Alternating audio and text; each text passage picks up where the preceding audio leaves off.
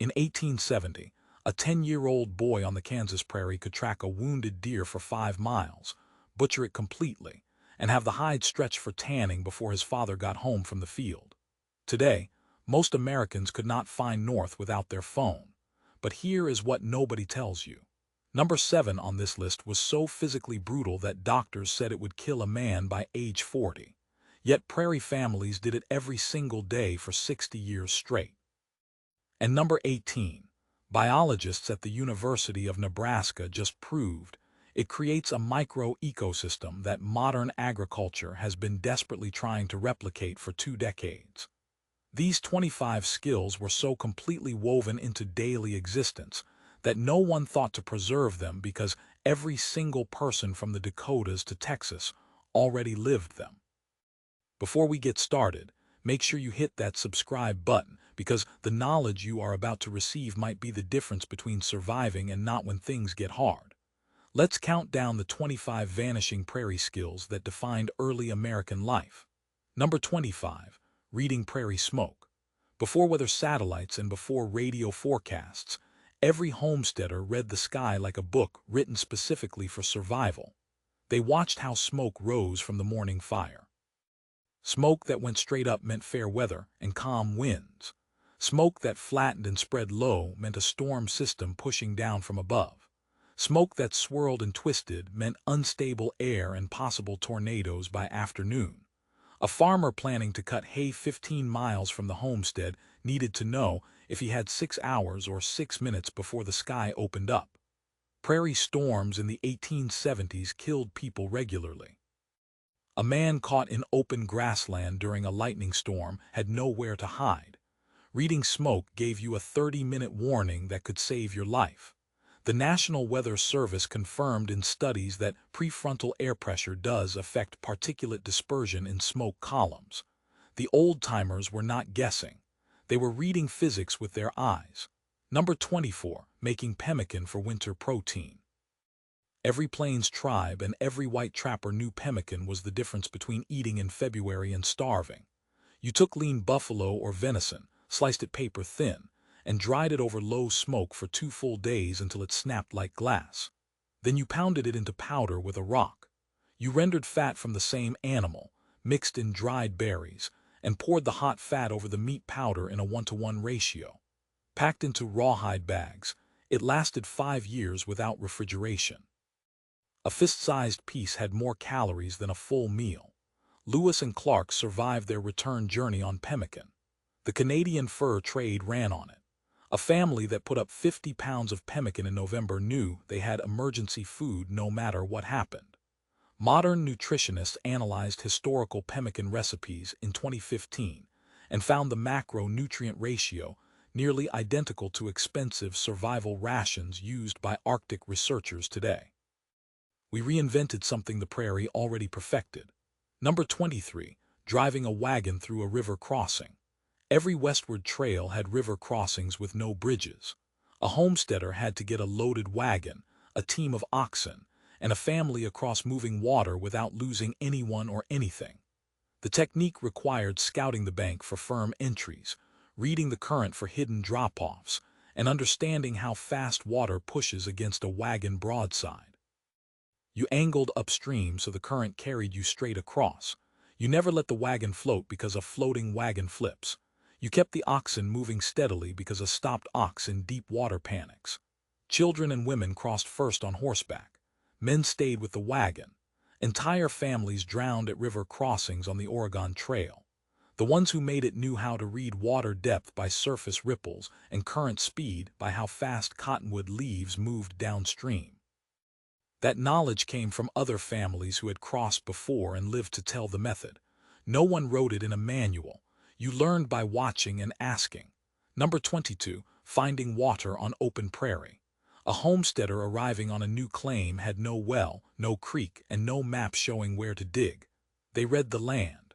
Cottonwood trees meant water within 20 feet of the surface. Willow thickets meant water within 10 feet. Certain types of grass, big bluestem and switchgrass, grew only where roots could reach moisture. They watched where animals gathered at dawn. Deer, antelope, and rabbits knew every seep and spring for miles. They dug test holes in low spots where water would naturally collect. A family that picked a homestead quarter-mile from water spent the next 10 years hauling every drop they used. A family that read the land correctly had a good well by the end of the first month. Geologists now use satellite imaging and soil moisture sensors to find water. In 1870, a man used his eyes and the plants that had been drinking there for 1,000 years. Number 21. Braiding a bullwhip from rawhide. Every cattleman and every freighter carried a braided rawhide whip, sometimes 12 feet long, that could crack loud enough to turn a stampede or flick a fly off a lead ox without touching hide. Making one required a fresh cowhide soaked in lye water for a week to remove the hair, then cut into a single continuous strip a 1/4 inch wide and 30 feet long. You braided it tight over a wooden core, 8 strands, then 6, then 4, tapering to a fine point with a popper tied at the end. The braid had to be even and tight or the whip would not crack. A good whip took 3 days of steady work and sold for $2, which was a week's wages for a hired man. The crack of a bullwhip is a sonic boom. The tip breaks the sound barrier. Physicists did not understand that until high-speed cameras proved it in the 1950s. Cowboys knew it by feel in 1870. Number 20. Cutting prairie sod for a house. Timber was so scarce on the plains that families built homes out of the ground itself. A homesteader used a breaking plow pulled by 4 oxen to cut sod into strips 3 inches thick, 12 inches wide, and 18 inches long. These were stacked like bricks to form walls 3 feet thick. A typical sod house was 14 by 16 feet and required an acre of prairie sod to build. The walls were fireproof, windproof, and insulated so well that families stayed warm in winter with a single small stove. The downside was dirt. Sod roofs leaked mud when it rained. Snakes and insects lived in the walls. But a sod house could be built in 2 weeks with no money and no lumber. Thousands of families survived their first prairie winter in sod dugouts. By 1890, when railroads brought cheap lumber west, sod houses disappeared in a single generation. Today, architects studying thermal mass construction admit that 3-foot sod walls outperform modern insulation. Number 19. Breaking prairie with a walking plow. Virgin prairie had never been plowed. The grass roots went down 6 feet in a tangled mat that had been growing since the glaciers melted. Breaking that sod required a special plow with a sharp rolling coulter in front and a moldboard behind, pulled by 3 or 4 oxen. The farmer walked behind, holding the handles, fighting to keep the plow from jumping out of the furrow every time it hit a root. A good man broke 1 acre a day. A quarter-section homestead was 160 acres. That meant 160 days of walking behind a plow, fighting the ground every step. The sound of it was a constant ripping, tearing noise as roots snapped. The smell was raw earth that had not seen sun in 10,000 years. After the first year, the sod rotted and the ground softened. But that first breaking nearly killed men. Hernias were common. Back injuries were expected. A man who broke 80 acres in 1 season proved he was strong enough to keep a farm. Number 18. Managing a prairie burn. Controlled fire was how the prairie renewed itself. Native tribes burned the grasslands every fall for thousands of years. Homesteaders learned to do the same. You waited for a cool, still day in late October after the first frost. You burned a fire break around your own property by burning inward in a circle. Then you lit the main prairie upwind and let it run. The fire moved fast, sometimes faster than a horse, burning off dead thatch and killing tree seedlings but leaving the deep grass roots alive. 2 weeks later, the prairie was black. By spring, it was green again, thicker and healthier than before. Burning recycled nutrients, controlled invasive species, and prevented catastrophic wildfires by removing fuel. The Nature Conservancy now spends millions of dollars doing controlled prairie burns to restore ecosystems. They are relearning what homesteaders did as routine land management. A prairie that is not burned becomes a brushy wasteland in 20 years. Fire kept it grassland for 10,000 years. Number 17. Slaughtering and plucking a chicken in under 3 minutes. Sunday dinner meant chicken, and that meant killing one fresh. A farm wife grabbed a hen, laid its head on a chopping block, took 1 swing with a hatchet, then held the body away while it thrashed. She dunked it in scalding water for exactly 30 seconds, then plucked every feather in under 2 minutes while the skin was still hot. Wait too long and the feathers set. Scald too hot and the skin tore. She gutted it, cleaned it, and had it in the pot within 20 minutes of it being alive. City people today are horrified by this, but a chicken processed that fast and cooked that fresh tastes completely different from anything in a supermarket. The meat is firmer, the flavor is cleaner, and there is no ammonia smell because there is no time for bacteria to start breaking down tissue. Every farm child watched this process 100 times before age 10. It was not cruelty. It was dinner. Number 16, tanning a hide with brains. Every animal has enough brains to tan its own hide. That was a saying every plains trapper knew to be true. After skinning a deer or buffalo, you scraped every bit of flesh and fat off the hide with a bone or metal scraper. Then you made a paste from the animal's own brain, which you had saved, mixed with water and rubbed it into the hide, working it in for hours. You let it sit overnight, then stretched and pulled the hide until it dried soft instead of stiff. The brain contains lecithin and oils that break down the protein structure in the hide and make it supple. A brain-tan hide stayed soft even after getting wet. A hide tanned with commercial chemicals stiffens when wet. Modern leather workers are rediscovering brain tanning and charging $200 for a single deer hide done the old way. In 1870, it was the only way. Second pattern break. Now we are entering the territory where one mistake cost you a winter's worth of food. Number 15, smoking meat in an open pit. Homesteaders did not have smokehouses. They dug a pit 3 feet deep, built a fire at the bottom, and suspended meat on green willow sticks across the top. They covered it with wet canvas or hides to hold the smoke in. The fire was never allowed to flame, only smolder. Cottonwood, willow, and dried buffalo chips made the best smoke. The meat hung for 3 to 5 days, absorbing smoke day and night. Done right, it lasted 6 months without refrigeration. Done wrong, it rotted in the pit and you lost everything. Temperature control was by feel and experience. Too hot and the meat cooked and dried out. Too cool and it did not cure. A family that lost a winter's worth of smoked meat in August faced real hunger by March. There was no store to buy more. You ate what you preserved or you did not eat. Number 14, cutting and stacking prairie hay. A homesteader's livestock needed hay all winter. That meant cutting wild prairie grass in July when it was tall and dry. You used a scythe, swinging it in long, steady strokes, cutting a swath 4 feet wide. A strong man cut 2 acres a day. Then you raked it into windrows with a wooden hay rake and let it cure in the sun for 3 days. After that, you stacked it into haystacks 8 feet tall, shaped so rain ran off the sides. A good haystack shed water all winter. A bad one turned into a moldy heap by January. You needed 3 tons of hay per cow to make it through winter. A small homestead with 4 cows needed 12 tons. That was 6 acres of cutting, raking, and stacking, all done by hand in the 2 weeks of good weather July usually provided. Miss that window and your stock starved. Number 13, delivering a calf or foal in the field. Livestock did not wait for a veterinarian. A cow in trouble calving at midnight needed help right then. A homesteader had to reach inside, find the calf's front legs, and pull in rhythm with the contractions.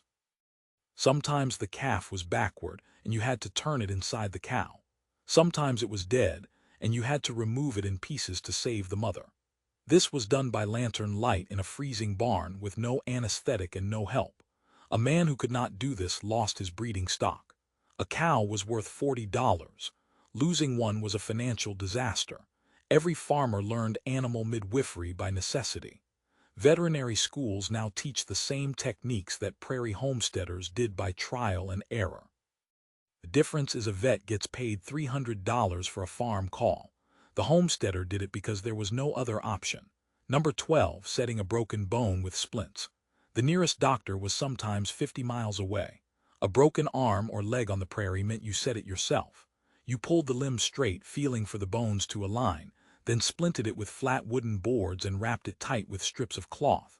You made a sling from a flour sack. The patient stayed still for 6 weeks. If you said it wrong, the bone healed crooked and the person was crippled for life.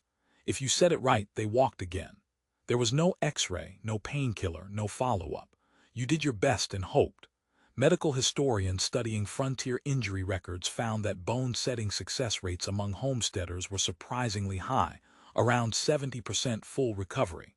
People learned by helping neighbors and remembering what worked. A broken leg in 1870 was a serious event. But it was not a death sentence if someone nearby knew what to do. Number 11. Grinding grain with a hand crank mill.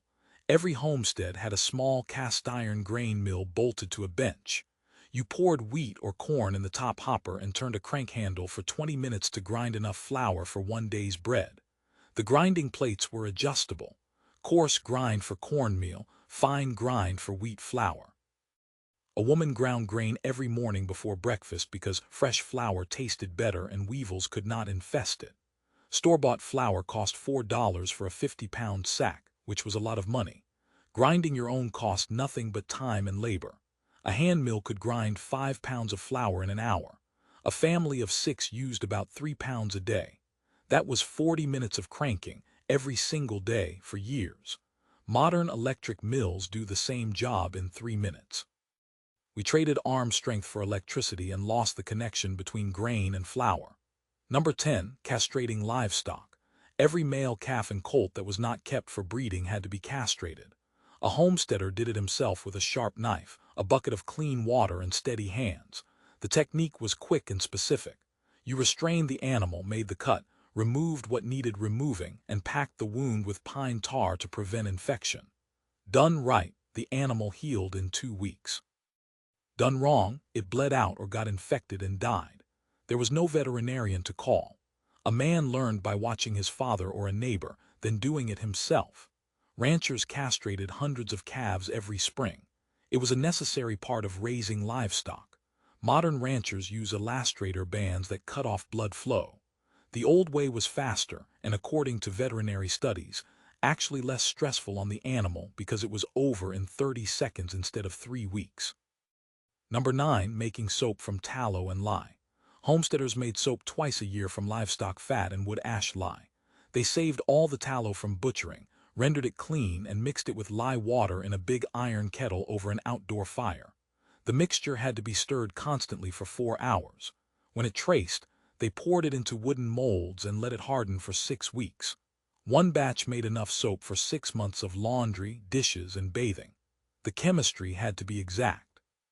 Too much lye and the soap burned skin. Too little and it never hardened. A good soap maker tested her lye strength by floating a potato.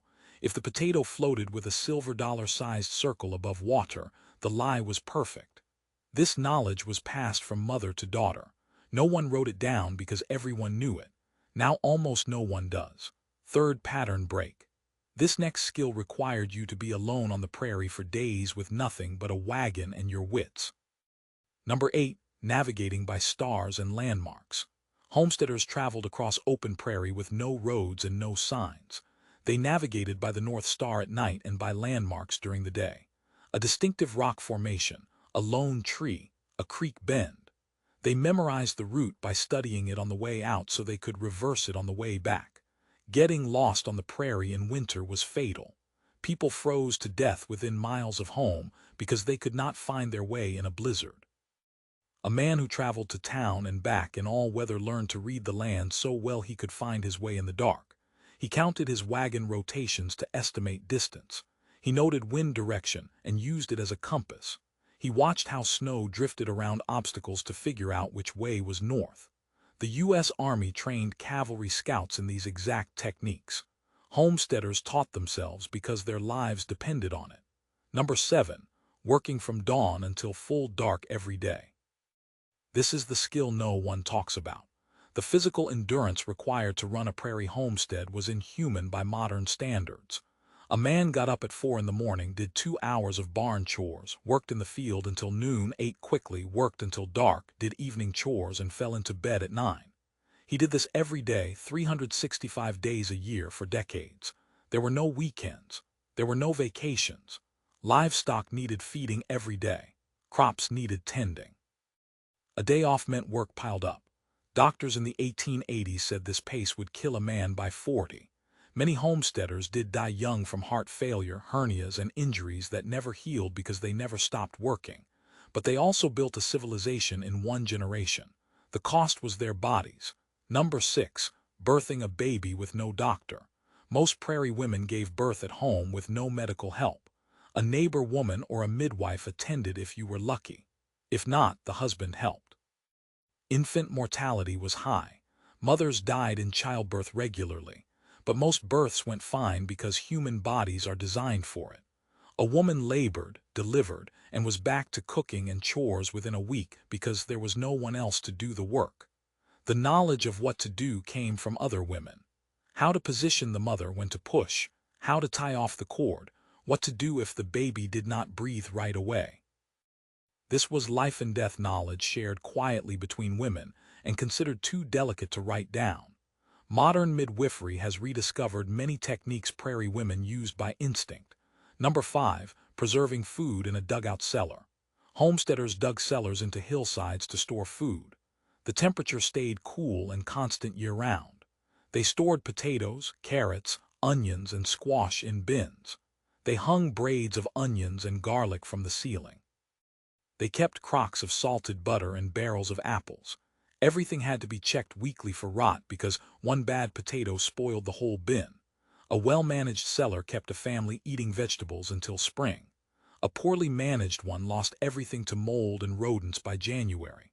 Women took pride in their cellars the way modern people take pride in their kitchens. A cellar full of food in November meant you had done your job. An empty cellar in March meant your family went hungry. Number 4. Shearing sheep and carding wool. Every homestead with sheep sheared them in spring. You flipped the sheep on its back, held it between your knees, and cut the fleece off in one piece with hand shears. A good shearer did one sheep in 10 minutes. Then the fleece had to be washed, picked clean of debris, and carded into fluffy rolls ready for spinning. Carding meant brushing the wool between two paddle brushes with hundreds of tiny wire teeth until all the fibers aligned. A woman carded wool for hours every evening all winter, turning it into yarn her family would wear. Store-bought cloth cost 50 cents a yard. Homemade wool cloth cost nothing but time. A family that raised sheep, sheared them, carded and spun the wool, and sewed their own clothes was completely self-sufficient in clothing. That loop is almost entirely broken now. Number 3. Reading animal tracks to find lost livestock. Cattle and horses wandered off. A homesteader tracked them by reading prints in the dirt. He knew his own animals' hoof prints and could distinguish them from wild horses or neighbor stock. He followed tracks for miles across open prairie, reading the story in the dirt. These tracks are fresh, made this morning. These tracks are 3 days old. This cow is limping. This horse is running. Tracking required patience and sharp eyes. A man who could not track lost his livestock to the open range and never saw them again. Native tribes were expert trackers. Homesteaders learned from them or figured it out by necessity. Modern ranchers use helicopters and drones. The skill of reading a story written in dust is nearly extinct. Number 2. Surviving a prairie blizzard. Blizzards killed people every winter. A man caught between the barn and the house in whiteout conditions froze to death 20 feet from his door. Homesteaders tied ropes between buildings so they could find their way in zero visibility. They taught children to never go outside in a storm without holding the rope. If you were caught in the open, you found a low spot, killed your horse if you had to, and crawled inside the carcass for warmth. People survived 3-day blizzards this way. The cold was so extreme that exposed skin froze in under a minute. Frostbite took fingers, toes, ears, and noses. Families that prepared survived. Families that did not died. There are graves all over the prairie marking people who got caught outside. Number 1. Building a life from absolute nothing. This is the master skill that contained all the others. A homesteader arrived on an empty claim with a wagon, a team, some tools, and a family. No house, no well, no fence, no food stored. Within 1 year they had to build shelter, dig a well, break ground, plant crops, harvest them, preserve food, survive winter, and do it all again the next year. Most failed. 60% of homesteaders gave up and left within 5 years. But the ones who stayed built something permanent. They turned grass into farms and farms into communities. The government gave them land, but they gave everything else themselves. Their labor, their knowledge, their health, their years. Modern people cannot comprehend the scale of work required. We live in the world they built, and we have forgotten the cost. Every town, every road, every farm in the prairie states exists because someone did these 25 skills and 100 others without complaining, without quitting, until the land gave them a life. Here is the challenge. Pick one skill. Learn it. Try hand grinding flour or making soap or tracking an animal through your backyard. See what it feels like to do something with your hands that your great-great-grandparents did without even thinking about it. Then come back and tell me in the comments which skill you tried and whether it changed how you see the past. Because these were not just skills. They were the foundation of American resilience, and we forgot them in less than a century.